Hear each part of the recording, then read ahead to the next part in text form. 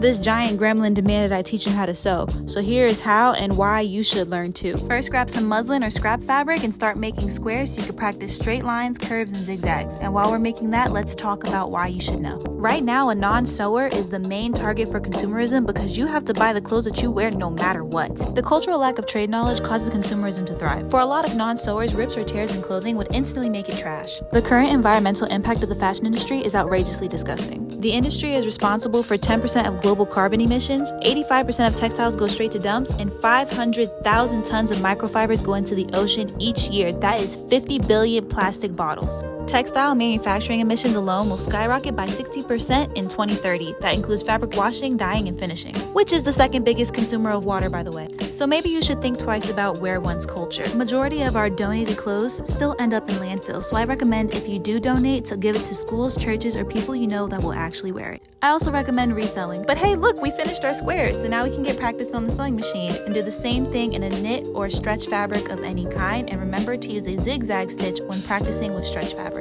Environment aside, learning how to sew helps you value your clothes more. It also teaches you that the prices that brands like Shein sell clothes at means that someone was underpaid, and that's why so many designers come out with videos talking about how much their clothes actually cost to make. Sad truth is, many people shop at Shein because that's all they can afford to buy. So now let's get practicing on these fabric squares so that we can make fixing clothes and making our own clothes a possibility, so that what we wear can be a long-term investment rather than a short one. Okay, now that we've done that, watch a little YouTube video on how to make a tote bag. Just make something super simple or whatever, and ignore the fact that we're ironing on the table. Laziness prevailed that day. Now the real truth is, when you know how to sew, you don't gotta look like everyone else. I have only ever worked for the fashion industry. Literally, I know how to do nothing else, and all of the brands copy and replicate the same things. When you know how to sew, you don't have to do that.